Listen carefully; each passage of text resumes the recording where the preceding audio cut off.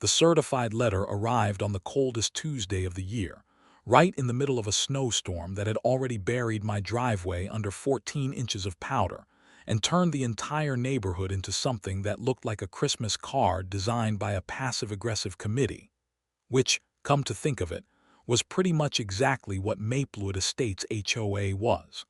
I want you to picture this scene for a second. It's 7 in the morning. I'm standing in my doorway in my bathrobe, holding a steaming cup of coffee, watching fat snowflakes fall sideways because the wind is absolutely roasting us from the northwest. My truck is a white lump in the driveway. The street looks like the surface of the moon, except colder and with less oxygen, and my neighbor Dave is already out there with his snowblower making heroic progress against 4-foot drifts at the end of his driveway. The mail truck, God bless that driver, has somehow made it through, and this guy in an orange vest trudges up to my door, hands me a certified envelope with numb fingers, and gives me a look like he already knows what's inside and feels bad about it. I signed for it, went back inside, and opened it up while standing over the heating vent in my kitchen because I was already half frozen just from those 30 seconds in the doorway. The letter informed me, in language so formal it practically wore a bow tie, that I, Rob Weston, resident of 14 Birchwood Lane, Maplewood Estates, had been found in violation of HOA Rule 7, subsection 4, paragraph C, which prohibited the use of open-coil, high-resistance, or portable electric heating units within outbuildings, sheds, garages, or auxiliary structures, without prior written approval from the HOA board. My violation was described as the operation of an unauthorized space heater in the residential storage shed at 14 Birchwood Lane, Maplewood Estates. The fine was $250. It was due within 30 days. And there was a signature at the bottom that I recognized instantly. Sue Fenwick, Vice President, Maplewood Estates Homeowners Association. I set the letter down on my kitchen counter. I refilled my coffee. I looked out the window at the snow still coming down in sheets. And then I laughed because honestly in the moment it was either laugh or start throwing things. Here's the context you need. Sue Fenwick lived 3 houses down from me on Birchwood Lane, in a large Victorian-style house that she kept immaculate in a way that suggested the word hobby meant something very different to her than it did to normal people. Sue was somewhere in her mid-50s, divorced, retired from what she described as corporate management, in a tone that implied she had once run a small country. She had joined the Maplewood Estates HOA board about 3 years ago, started as secretary, maneuvered her way up to vice president within 18 months, and had been making everyone's lives quietly miserable ever since through a combination of enthusiastic rule enforcement, selectively applied fines, and a gift for finding technical violations that nobody else in the neighborhood had even thought about. The space heater situation. Let me explain. My shed at the back of my property was a decent-sized structure, maybe 12 by 16 feet. I used it for tools, lawn equipment, some storage, and occasionally as a workspace when I was fixing something that didn't need to be done in the cold. In winter, working in an unheated shed in our climate, we regularly dipped below 0 Fahrenheit, was genuinely miserable and sometimes dangerous, especially when I needed to do something that required dexterity, like working with small screws or fine electrical connections. So a couple of years back, I had put a small electric space heater in there. Nothing dramatic.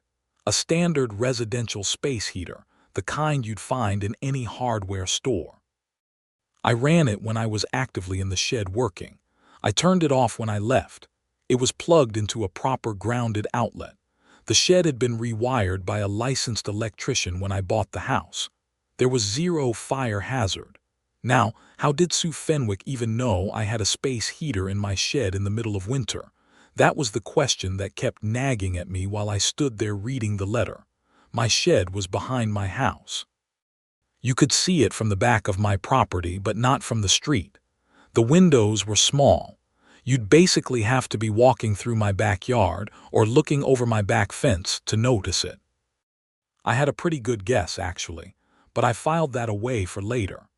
The other piece of context you absolutely need to understand this whole situation is the power situation on Birchwood Lane, because it was directly relevant, and it was, ultimately, the thing that turned this whole dispute from an annoying neighborhood squabble into something genuinely spectacular. Maplewood Estates, like a lot of planned communities from the 1980s, had some shared infrastructure quirks.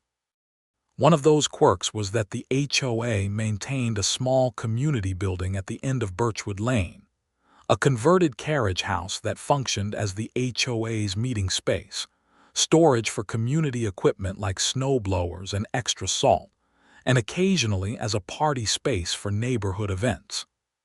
The carriage house had its own electrical service, but about 8 years ago, long before I moved in, there had been a problem with the carriage house's electrical panel during a renovation, and rather than run a whole new service line, the HOA had struck an informal agreement with whoever owned 14 Birchwood Lane at the time, my house, to tap into the electrical service coming to my property.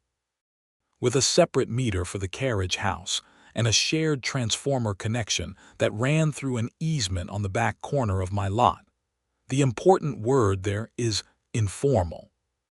When I bought the house 4 years ago, my real estate attorney noted this arrangement in the closing documents and flagged it as something to get formalized.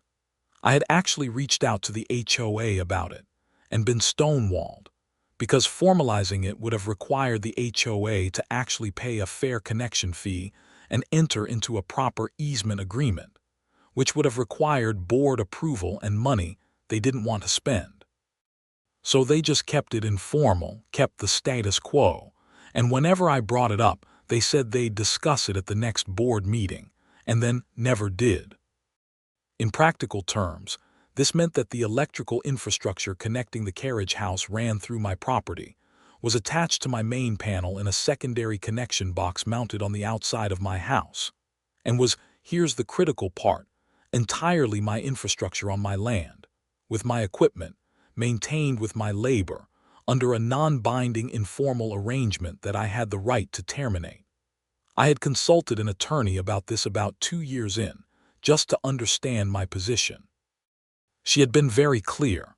The HOA had no legal easement, no recorded right-of-way, no binding agreement. The moment I gave 30 days written notice, the arrangement was over and I had no legal obligation to continue providing that service. I had never used that information. I didn't want to fight with the HOA. I just wanted to live in my house and grill in my backyard and work in my shed in peace. Until Sue Fenwick sent me a certified letter fining me $250 for running a space heater in single-digit temperatures.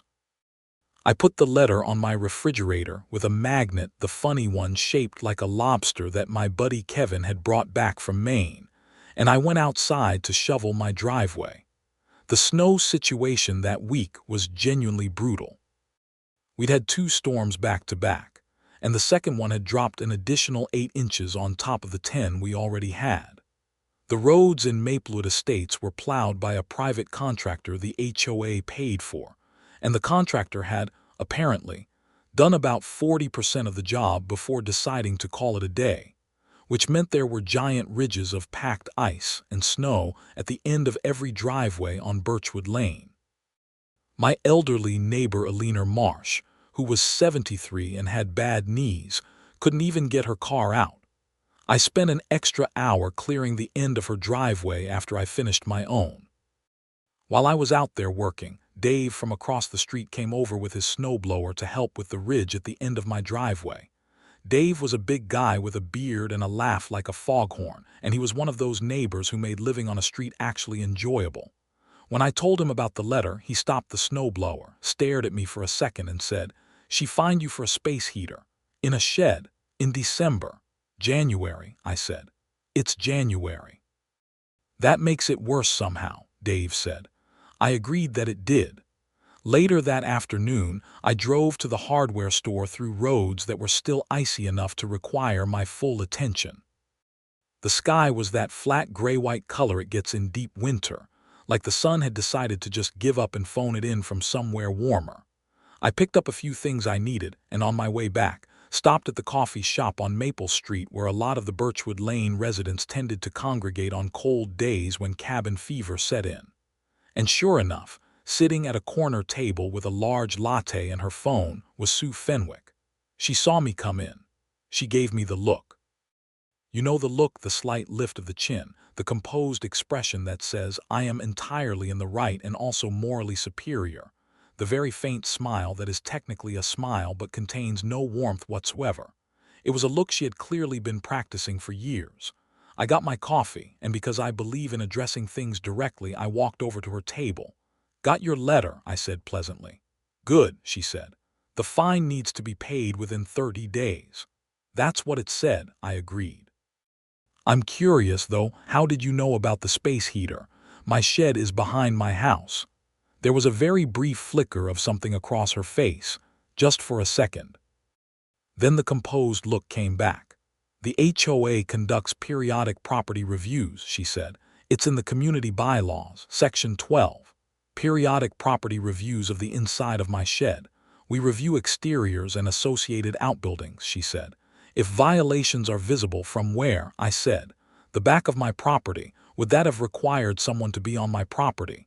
She took a slow sip of her latte. You should review your HOA documents, Mr. Weston. If you have specific questions about the review process, you're welcome to submit them in writing to the board. That was Sue Fenwick's signature move. Everything in writing, submitted to the board, we'll discuss it at the next meeting. It was a way of burying complaints in process until people got frustrated and gave up. I'll do that, I said. Thanks for the coffee chat. I left without buying anything because I'd already gotten my coffee at the counter, and I drove home through the ice and thought about my next move. I need to tell you about something else that happened that same week, because it matters. The HOA had scheduled the community carriage house for use that Friday evening. There was some kind of winter social event that Sue Fenwick had organized, with hot cider and a cookie swap and whatever else people do at those things.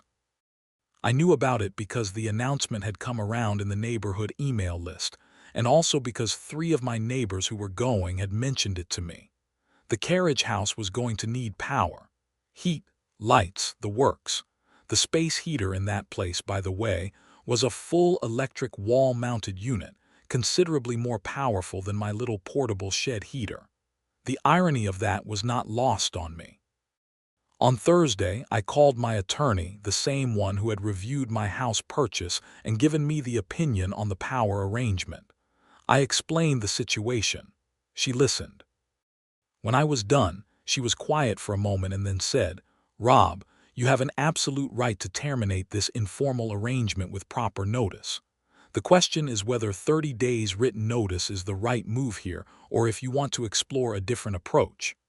We talked through it for about 20 minutes. By the end of the call, I had a clear plan and I'd asked her to draft a couple of letters for me. She said she'd have them ready by the next morning. I spent Thursday evening at my kitchen table with a cup of tea and a folder of documents that I'd been keeping since I first bought the house. I'm not, by nature, a particularly litigious or combative person. I'd worked in project management for 15 years, which means I'm extremely organized, extremely thorough, and extremely good at understanding what documentation I have and what it proves. I pulled out the closing documents from my house purchase, the correspondence I'd sent to the HOA asking for a formalized easement agreement, the HOA's non-responses to those letters, and the electrical inspection records from when the house was originally wired. I also pulled out something else, my security camera footage, because here's the thing about my security cameras. I had them installed about 18 months ago after someone had knocked over my mailbox in the middle of the night. I have 4 cameras, one covering the front of my house and driveway, one covering each side of the house, and one covering the backyard. The backyard camera covered the shed clearly. It also covered the back fence line, and it had caught something very interesting about 2 weeks before I received Sue Fenwick's letter. On a Thursday night, at approximately 9:47 p.m., my backyard camera had recorded a figure in a heavy winter coat with a bright orange scarf. A scarf I knew very well because it was one of the most distinctive items of clothing in the entire neighborhood, walking along the back side of my fence line.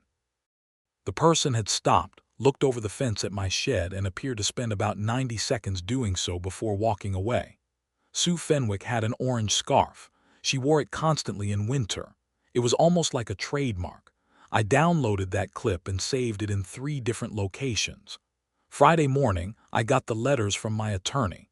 One was addressed to the HOA board, specifically to Sue Fenwick as vice president, and it covered 2 things. First, it formally disputed the fine under HOA Rule 7, subsection 4, paragraph C, citing that the rule required a showing that the space heater created an identifiable safety hazard, which the board had not done.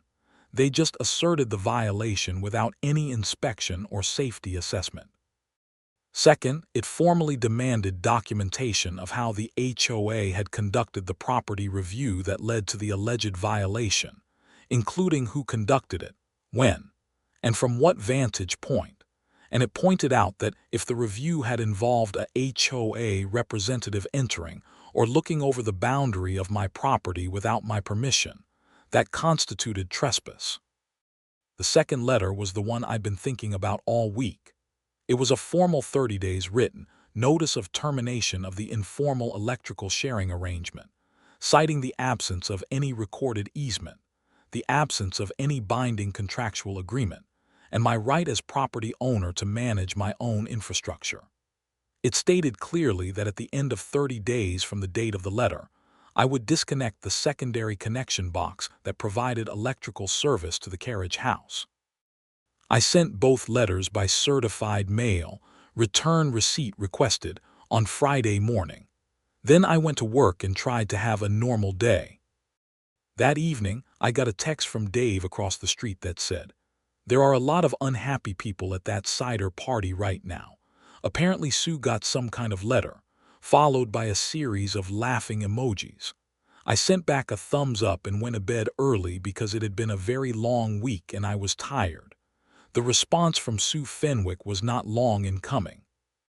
On Saturday morning, while I was clearing another couple of inches of overnight snow from my driveway, because this winter was apparently trying to win some kind of award, a car pulled up at the curb. Sue Fenwick got out. She was wearing the orange scarf. She walked up my driveway in her sensible winter boots with the determined stride of someone who has decided they are going to win an argument before the argument has even started. "Rob," she said, stopping at the edge of the cleared area, "we need to talk about these letters." "Sure," I said, leaning on my snow shovel. "What about them?" "The fine stands," she said. "Rule 7 is clear on space heaters in outbuildings. The rule doesn't require a specific safety assessment, it's a blanket prohibition." "Actually, it doesn't," I said. "The full text of Rule 7, subsection 4, paragraph C says, and I'll quote because I memorized it, "The use of portable heating units in auxiliary structures is prohibited where such use creates a fire hazard or violates applicable building codes." I'm not violating any building code. The shed's wiring is up to code, certified by a licensed electrician, and you haven't demonstrated any fire hazard. So the rule doesn't apply. She blinked. Just once, but it was a very telling blink. "Our interpretation of the rule isn't binding," I said pleasantly. "Rules mean what they say. If you have a different interpretation, you can bring it to a neutral arbitrator." "My attorney's name is on the letter." She shifted her weight slightly, recalibrated. This was what she did. She was very good at finding a new angle when one didn't work. "The electrical arrangement," she said. "It's been in place for 8 years. Terminating it on 30 days' notice would be disruptive to the community." "That's true," I said. "And if the HOA had entered into a proper easement agreement when I moved in 4 years ago, when I specifically asked for one, it wouldn't be at risk right now. I've asked 3 times in 4 years. I have copies of all 3 letters and all 3 non-responses. The board has been busy, she said, which was such a remarkable thing to say with a straight face that I genuinely admired her composure. I'm sure, I said. Lot of space heaters to investigate.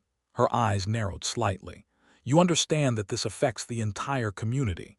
The carriage house is used by everyone on Birchwood Lane. I understand that, yes. So maybe this is something we can work out, she said, switching to a slightly warmer register. This was the other thing she did. She could shift from authority mode to charm mode with practiced ease, like changing gears. If you were to withdraw the termination letter, the board could revisit the fine. I looked at her for a moment. It was cold. Our breath was making little clouds in the air. Down the street, I could hear someone else running a snowblower. Sue, I said, the carriage house power arrangement has nothing to do with the fine. They're 2 separate issues. If the board withdraws the fine because the rule doesn't apply, and because you got the evidence of the violation by looking over my fence at 9:47 on a Thursday night, then we can talk about a proper easement agreement for the power. But I'm not linking them, and I'm not withdrawing anything as a favor in exchange for getting my money back. The fine shouldn't exist in the first place. The mention of 9:47 on a Thursday night landed like a dropped brick. She went very still for about 2 seconds. I don't know what you're talking about, she said carefully. I have cameras, I said. Backyard all sides, good quality, clear footage. There was a pause that stretched a beat longer than comfortable. Then she said, the board will be in touch, turned around, walked back down my driveway, got in her car and drove away.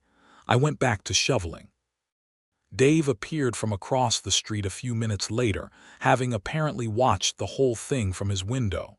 That was incredible, he said. I couldn't hear anything, but the body language was extraordinary. I gave him the short version while we cleared the last of the overnight snow. The following week was interesting. The HOA board had a scheduled meeting on Tuesday evening, which I had been specifically notified I could attend since I had a pending dispute.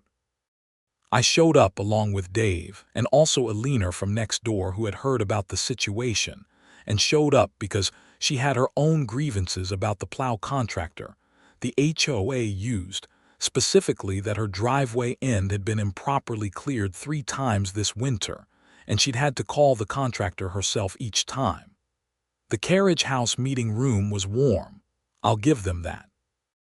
The big wall-mounted electric heater was pumping away, drawing power through the connection on my property. The board consisted of 5 people. Frank Dawes, the president, who was a retired accountant and genuinely tried to be fair. Sue Fenwick, vice president. Carla Brighton, secretary, who mostly seemed to be there to take notes and avoid conflict. And 2 at-large members named Pete Hollies and Margaret Wu, both of whom I'd always found reasonable. Sue ran the meeting with the efficiency of someone who has spent significant time engineering meeting agendas to get the outcome she wants. She framed the dispute with me as a complex infrastructure and enforcement matter and suggested the board needed time to fully review the documentation. She specifically did not want to discuss the fine in open meeting. Frank, to his credit, overruled her. We've got Rob here and he's got a pending fine. Let's hear it. I laid it out. I had a printed copy of the rule with the relevant language highlighted. I had the electrical inspection certificate for my shed. I had a printout of my attorney's letter, and I had my laptop open to the security camera footage, which I played on a small portable screen I'd brought. It showed very clearly, in time-stamped footage, a figure in an orange scarf walking along the back of my fence line and looking over it for about 90 seconds. I said, I'm not accusing anyone by name. I'm just noting that this review, whatever it was, involved someone being on or at the boundary of my property at night without my knowledge or permission. And the rule that was cited doesn't actually prohibit what I was doing without a showing of hazard. Margaret Wu looked at the footage, looked at Sue, and looked at the footage again. Pete Hollies was doing the same. Sue said, that footage is not conclusive of anything. "The orange scarf is pretty distinctive," Dave said from the back of the room, where he was sitting with his arms folded, having decided to come purely as an observer but apparently unable to help himself. Frank rubbed his forehead. He looked like a man who had been president of this HOA for 6 years and was very, very tired of certain specific meetings. "Sue, was it you in that footage?" "I don't think this is the appropriate venue for that question," she said. "I think it might be," Frank said, which told me everything I needed to know about the internal dynamics of that board. The meeting went on for another hour and a half. By the end of it, the board had voted Frank, Pete, and Margaret voting yes, Carla abstaining, Sue voting no, to rescind the fine. They had also voted to formally open negotiations with me about a proper easement agreement for the carriage house power, with the HOA to pay a reasonable connection fee and cover the cost of any necessary infrastructure upgrades. The 30-day termination notice stood, pending those negotiations. I had made it clear that if we could reach an agreement within 30 days, I'd rescind the termination. If not, the power went off. Sue Fenwick sat through the vote with the expression of someone who has bitten into something sour and is trying to look like they didn't. After the meeting, Frank caught me in the carriage house parking lot, which was icy enough that I had to watch my step on the way to my truck. "She's been on a tear this winter," he said, his breath fogging in the cold. "I've had 4 complaints about her conduct just since November. The space heater thing, 2 other fines that don't hold up, and now this." He shook his head. "I'm sorry you had to go through this." "Appreciate that, Frank," I said. "We'll get the easement sorted," he said. "I want that done properly." "So do I," said. "That was all I ever wanted." He nodded, and we shook hands in the freezing parking lot, and I drove home through the ice. Now, I'd like to say that was the end of it, but this is the part where things took a turn I genuinely didn't see coming, and which upgraded the whole situation from frustrating neighborhood dispute to genuinely remarkable sequence of events. 3 days after the board meeting, I got a call from Alina, my elderly neighbor. She was upset in a way that was different from her usual mild frustration. She sounded shaken, actually, and Alina was not a person who shook easily. She told me that she'd gotten a letter from the HOA informing her that she was being fined for having a crack in her front walkway. The fine was $350. The letter cited a rule about maintaining safe and aesthetically appropriate walkways. But the thing that upset Alina was that the crack she was being fined for was the result of a city snowplow having driven over her walkway corner 3 weeks ago and cracked the concrete. She had photos from directly after it happened, and she had filed a claim with the city. The crack was obviously a very recent weather and plow-related damage, not a maintenance failure. And the HOA had dated their inspection of her property to 2 days after the board meeting where I had disputed my fine. The pattern was clear enough that even Alina could see it, and Alina was a sweet woman who generally tried to give people the benefit of the doubt. I went over to her house that afternoon with a thermos of coffee. She showed me the letter, same signature, Sue Fenwick, same format as mine, same tone. I borrowed her letter with her permission and photographed it. I photographed her photos of the cracked walkway with the date stamps, and I called my attorney. My attorney was quiet for a longer pause than usual when I explained. Then she said, "If this is retaliatory and the timing is consistent with retaliation, you're looking at a possible abuse of authority claim.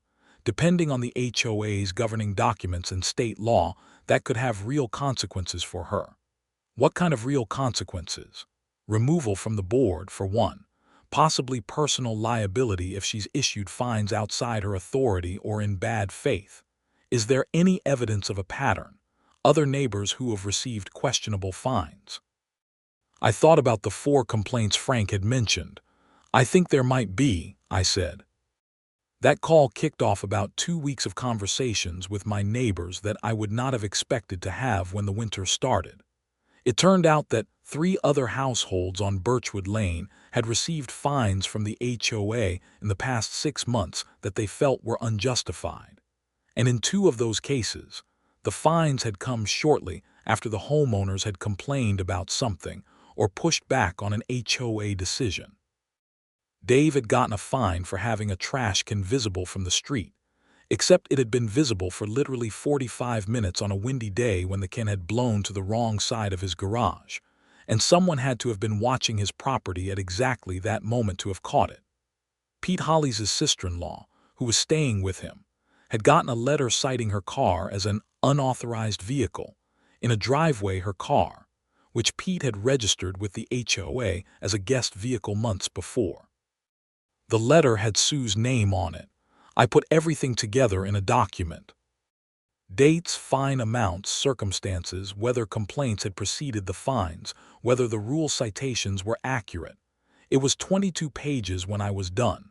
My project management background finally put to use for something truly satisfying. I shared the document with Frank. I shared it with Pete and Margaret. I shared it with Alina. And then I made a decision I hadn't been sure about initially. I shared it with the Maplewood Estates community email list, because 12 other residents of the broader HOA community, not just Birchwood Lane, had reached out to me after word got around about the board meeting, and they had stories too. The document went to the list on a Saturday morning. It was detailed, factual, and completely sourced. I'm not an angry person by nature. I didn't write anything inflammatory or accusatory beyond what the facts plainly showed. I just laid out a timeline, the specific rules cited, the specific instances where the cited rules didn't apply as written, the timing relative to disputes or complaints, and let people draw their own conclusions. The response was significant. By Sunday evening, the HOA community email list, which usually handled about 5 messages a week mostly about snow plowing schedules and lost dogs, had accumulated over 60 replies. Many of them were from residents who had their own stories. A few were from residents who felt I was being unfair to the board. Most were asking for an emergency community meeting. Frank, to his credit, called me Sunday evening. He sounded exhausted but clear-headed. "I'm calling a special meeting for next Thursday," he said. "Full community meeting, not just the board. I'm also asking Sue to take a temporary leave from board activities pending a review." "That seems right," I said. "I've also spoken to our HOA's attorney," Frank said. "He's flagged some concerns about how these fines were processed. A few of them went out over just Sue's signature, which isn't proper procedure. Fines are supposed to be board approved." That was a significant detail. Under the HOA's own bylaws, fines were supposed to be approved by a majority of the board before being issued. They weren't supposed to be issued unilaterally by the vice president. Sue had been bypassing that process. "How many fines was that?" I asked. 11 over the past year," Frank said. "Total collected, about $3,000. I was quiet for a second. "Frank, collecting fines that weren't properly authorized under the bylaws might not just be a procedural issue." "I know," he said. "Our attorney is looking at that." The special community meeting happened on Thursday night at the carriage house. It was the coldest night of the winter so far. I'm not exaggerating when I say it was 14 below with wind chill, and the road conditions getting there were genuinely difficult. Despite all that, 47 homeowners from Maplewood Estates showed up. It was the best-attended HOA meeting anyone could remember. The carriage house was packed to the walls. I stood in the back because all the chairs were taken within 5 minutes of the doors opening. Sue Fenwick was not there. She had sent a letter through her own personal attorney, which Frank read aloud at the opening of the meeting, stating that she was temporarily stepping back from board duties pending resolution of certain matters under review.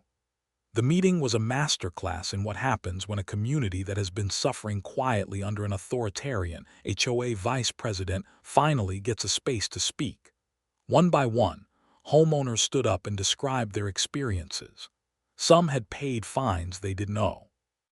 Some had been intimidated into making unnecessary property changes. One woman had actually sold her holiday lawn decorations, large, cheerful light-up reindeer that her grandchildren loved, because Sue had cited them as a violation and threatened continued fines, only for it to emerge at the meeting that the HOA's rules about decorations allowed them through January 15th, and the citation had been issued on December 28th. By the end of the meeting, the community had voted to commission a full audit of all fines issued in the past 2 years. They had voted to require that all future fines be board-approved before issuance, and they had voted to give the board authority to seek recovery of improperly issued fines from whoever had issued them. It was a cold, crowded, slightly chaotic meeting, but it had the energy of a community that had woken up. The audit happened over the following 2 weeks, conducted by an outside accounting firm that Frank hired. It found that Sue Fenwick had issued 11 fines without board approval, totaling $2,850. Of those 11 fines, 7 were found to be based on incorrect interpretations of the HOA rules that didn't actually prohibit what the homeowners had been doing, or that contained conditions Sue had not evaluated. The HOA attorney advised the board that the improperly issued, improperly collected fines constituted misappropriation of funds under state law. That was the moment this stopped being a neighborhood dispute and became an actual legal matter. Frank was the one who called the non-emergency police line to report it. He told me about it afterward, in that same icy parking lot where we talked after the first board meeting, both of us stamping our feet against the cold.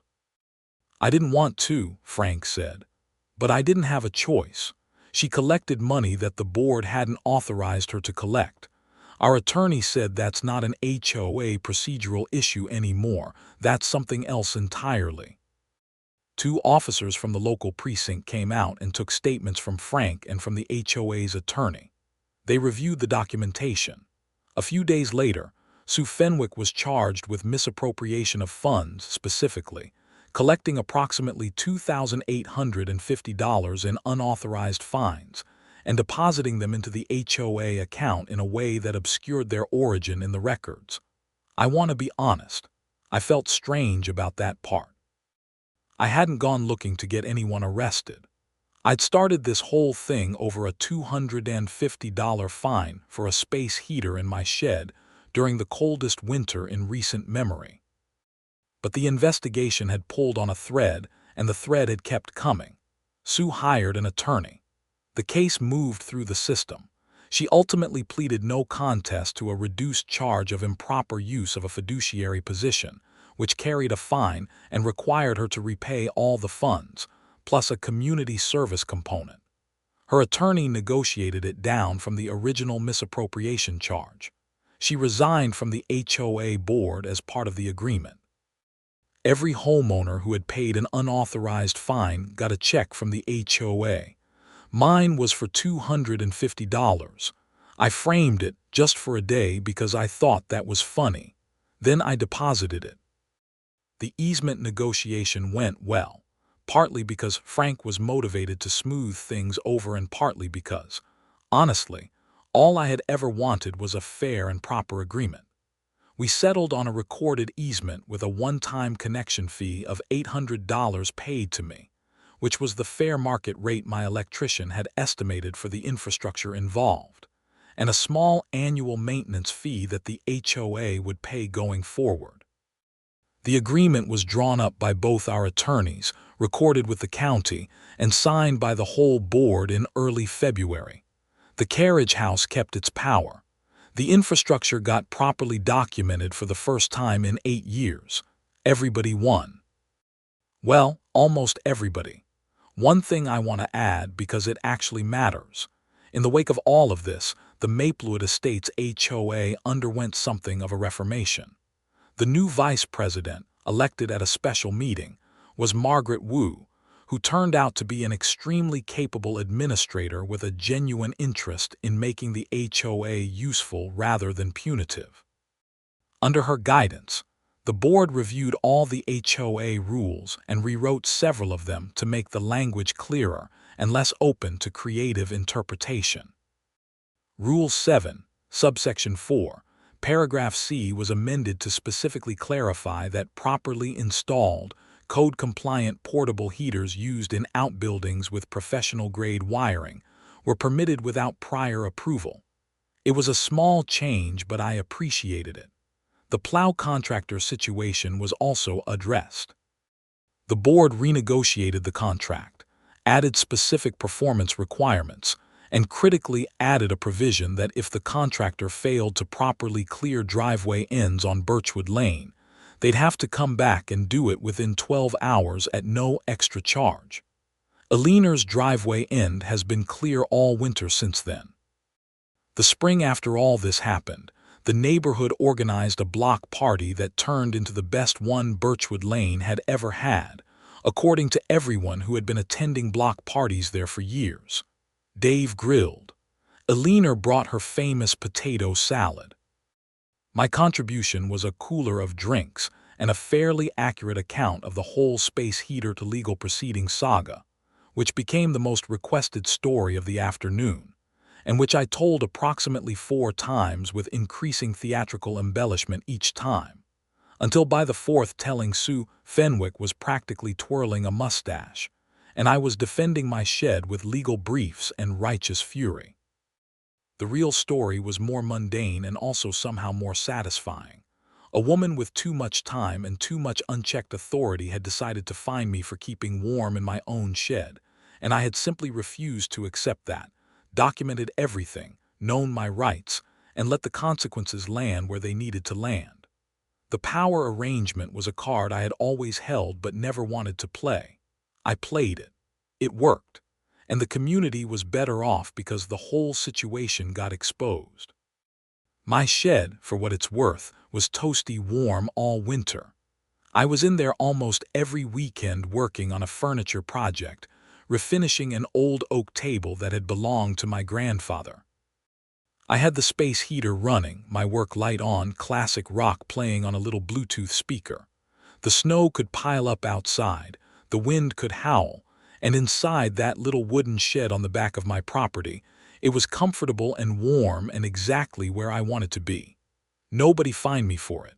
There's a moment that sticks with me from that whole winter.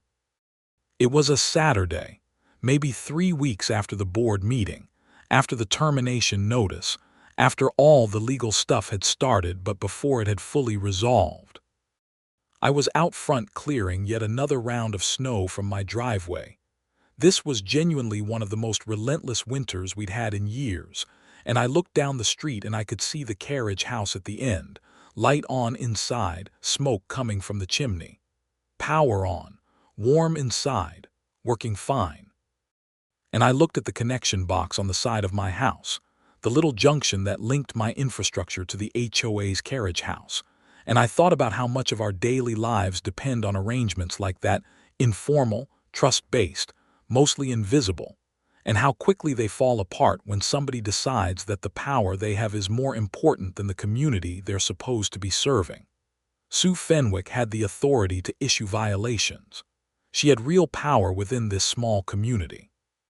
And she had used it to fine a man $250 for running a space heater in the winter, when the rule she cited didn't even clearly apply, and she had gathered her evidence by sneaking around his fence line at 10 o'clock at night. That's how a lot of these stories start, I think. Not with grand schemes or elaborate corruption, just with someone's small decision by someone who forgot, or never understood, that authority is supposed to be used for the people you serve, not against them. I cleared my driveway. I waved at Dave across the street. I went inside, made myself a cup of coffee, and watched the snow come down through my kitchen window. The shed was out back, waiting. The space heater was in there, unplugged, patient. I'd plug it back in when I was ready to work. Nobody was going to tell me otherwise. The spring thaw came in mid-March that year, later than usual, which felt appropriate given how relentlessly cold the whole winter had been. I remember the exact day it really shifted.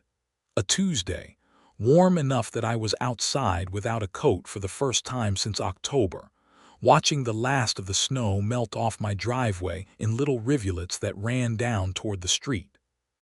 The The grass was still brown and flat underneath, compressed by months of snow, but you could see the faint green starting to push through at the edges near the fence, that first stubborn green of spring that doesn't care how rough the winter was, just shows up anyway. Dave came out of his house across the street about the same time, looked at the sky, stretched his arms out like he was greeting the sun personally, and yelled across at me, "You think Sue's watching from somewhere, trying to write us up for standing in our driveways without HOA approval?" I laughed. "Give it a minute, she'll find a rule. Exposure of driveway surfaces without adequate protective footwear," Dave said. Subsection 12, paragraph absurd. Alina came out too, a few minutes later, standing on her porch with her morning tea, and the three of us stood there in the March sunshine like survivors of something, which I suppose we were, survivors of a particularly nasty winter and a particularly unpleasant few months of HOA governance. But the thing about surviving something is that it changes the landscape a little. Things look different on the other side. The community was different. Not dramatically, not in some movie-ending way where everything is perfect and everyone has learned a lesson and there's triumphant music. Just genuinely, functionally better. The board was more transparent. The rules were clearer. The fines process required proper authorization. The plow contractor actually showed up and did the job. Alina could get her car out. And my shed was my shed. Heated when I wanted it heated, used how I wanted to use it, a small wooden room full of my tools and my projects and my grandfather's oak table, slowly becoming something good again under my hands. I finished that table in April. It turned out beautifully. The grain of the oak, once I'd stripped the old varnish off, was extraordinary. This deep swirling pattern that I'd never have noticed if I hadn't put in the hours of work. I refinished it with a warm Danish oil and let it cure for a week, and then I brought it inside and put it in my dining room, where it has sat ever since. Every time I sit down at it for a meal or a cup of coffee or to read something in the evening, I think about that winter, about the certified letter, about the $250 fine, about the 9:47 footage of an orange scarf at my back fence, about the cold parking lot conversations with Frank, about 47 neighbors showing up to a community meeting in 14 below wind chill because they had finally had enough, about how sometimes the smallest, pettiest thing, a fine for a space heater, is the thing that shakes a whole tree, and about how, at the end of all of it, when it came to choosing between giving up and fighting, between accepting an unjust fine and standing up on a point of principle, even a small, cold, completely mundane point of principle, the right choice was obvious. You stand up. You document everything. You know your rights. You stay calm. You don't bluff, and you don't escalate beyond what's needed. And when someone is sharing power that runs through your infrastructure, power that you've been providing out of goodwill for years while they ignore every request to formalize the arrangement, and they decide to use their authority to fine you for keeping warm in your own shed in the middle of winter, you send them the letter, and you mean it. The carriage house is still there at the end of Birchwood Lane. The power still runs to it through the easement on my property, properly documented now, properly compensated. The HOA uses it for meetings and events, and from what I hear, those meetings are considerably more civil and considerably more productive than they used to be. Margaret Wu runs a tight but fair ship. Frank finally got the easement situation cleaned up across a couple of other informal arrangements that had existed for years. Pete Holly's got appointed to a committee reviewing the fine schedule to make sure all the amounts were reasonable and proportionate. Dave is still on the email list, still occasionally posting things that are technically on topic but functionally hilarious. Alina has been to every board meeting since February and has become something of an informal community historian. And me.